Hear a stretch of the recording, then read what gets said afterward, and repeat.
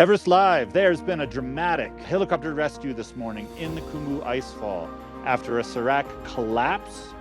A few other rescues have also happened in the Himalayas.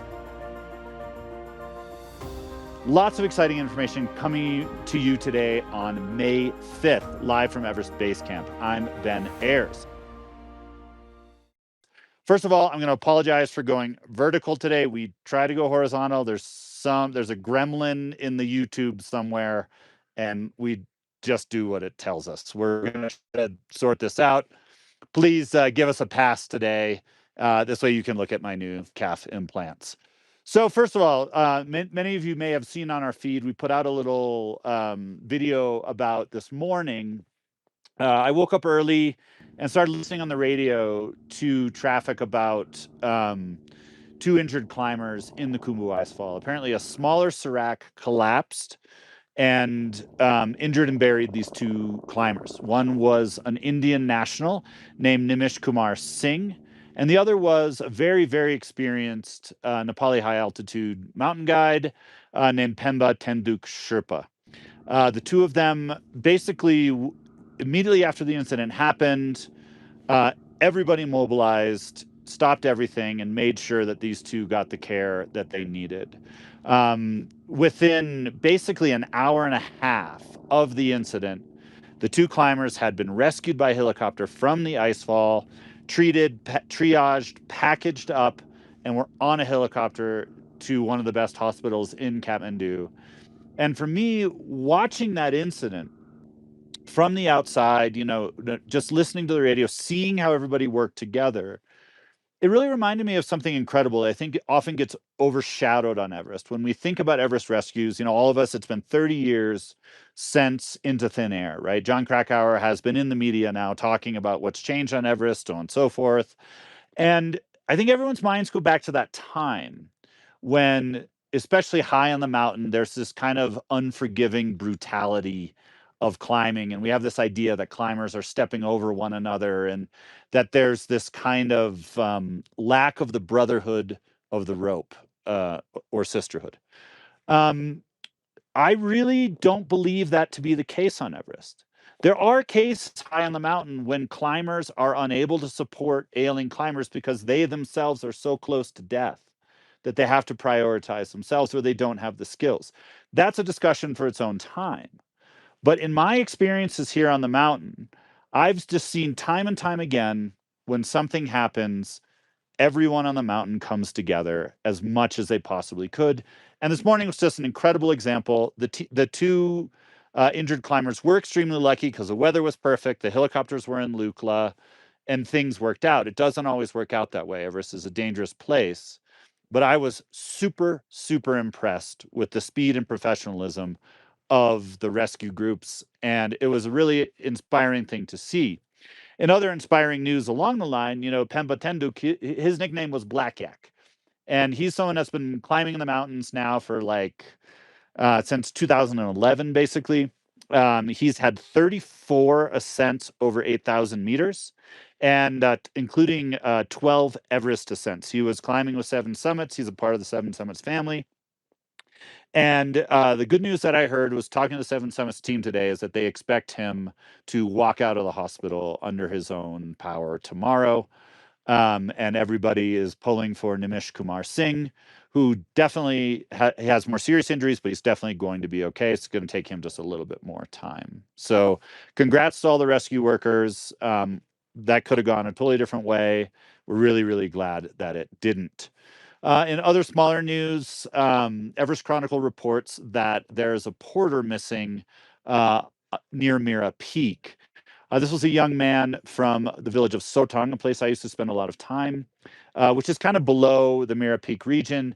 It was on his first trek. He was going up. He had delivered the goods that he needed to base camp, and he was walking back down alone and got trapped in a snowstorm. So rescuers are looking for his body. I just wanted to put out some good vibes, not his body, but for him. And I wanted to put out some good vibes. He's been missing for 6 days now, so it's not a good sign, but I do want to put some good energy out there, hopefully that this becomes a story with a happy ending. Also, when we do go, when we package this stuff and put it out, we're going to include some footage of a Longline rescue off of Ama Dablam today. by a Swiss pilot with Altitude Air. That was pretty cool. And so things are just kicking off on the season fully. Tonight, we're going to see another few hundred people go up on their first rotations to Camp 1. I did hear from Seven Summits, who are managing the rope fixing, that the rope fixing team today, and you're hearing this first, the rope fixing team today crossed Camp 3. In one day, they fixed the whole Lhotse face, and they crossed Camp 3 and went about 400 meters above. Huge, huge effort. Congratulations to those guys. They're down in Camp 2 resting now, but we're looking at the season almost catching up to where it was last year, despite the massive delays in the beginning. I think we're going to see plenty of time. All this concern that everyone's having about the crowding and the traffic jams and sort of the panic that the Sirac delays caused, I'm not seeing that happening. There's going to be some psychological like blowback where people are just going to be really eager to get on the mountain. But I still think we're going to see weather windows at the end of the season where the mountain is more or less empty. And that's a great thing for safety. That's a great thing for everybody and all the teams. And so that's basically our Everest news for today. But I did promise everybody, there's a lot of questions of like, how does one fly a drone into one's own face? So that's what we're going to go over today. I'm going to explain what happened and why I had to take an expensive helicopter ride to Kathmandu and get my very first cosmetic surgery by flying a drone into my face. So this is the drone in question, a beautiful Mavic 4 Pro from DJI. It's a great drone, but it's quite heavy. So when you're a mountain cinematographer, when you work in documentaries and stuff like I do, there's not often good landing places for drones, right? And I remember all of my mentors, Renan Ozturk, all these people who taught me how to fly, they would often say, you want to try to land the drone whenever possible. But if you really can't land it, if it's snowy, if things are going to mess up the drone, what you do is the drone comes in and it hovers and you go under it to catch it. And once you catch the drone, then it doesn't have to land and you can flip it over and that turns the drone off and you seem really cool and you impress everybody around you by sort of, sticking your head in the lion's mouth. But I remember everyone who taught me how to do that said, it's really not a good idea. Maybe you shouldn't do it. I once had a drone fly in my face. I once lost the tips of my fingers by trying to catch a drone. But of course, I never did that until the other day. The drone was coming in. I didn't have a good landing spot. I went to catch it. And instead of flipping it over, another technique is to turn it off with the controller. I was doing that and it slipped out of my hands and ricocheted off my face. So that's what happened. I'm so lucky that it didn't ricochet off my eye. And I only got a little gash from one of these propellers. The drone and I have yet to make peace. So that's the story. That's how it happened. And one last thing that I want to share with you is Andy throwing a hat at my face. A lot of people have been asking about our Everest Live merch. Where do you get this stuff? We have set up a Shopify store. We're not like really good at capitalism, but we do want to share the Everest Live love and vibe with everybody. There's not much of a markup on these. We just want to get the word out. So we're going to put the link in our bio. Great. They make great Christmas presents, stocking stuffers, or just a way for you to associate with Everest and what we do. We really appreciate it. Take pictures and send us shots of you wearing your Everest Live gear, doing the things that make you feel exciting and full and happy, just like we are here at Everest Base Camp. Any questions, Andy? Just one about how you get your information via radio and things. Someone was intrigued. Okay, yeah. Great question. Question back into the end. So the question was, how do I do my reporting? How do I get all this information?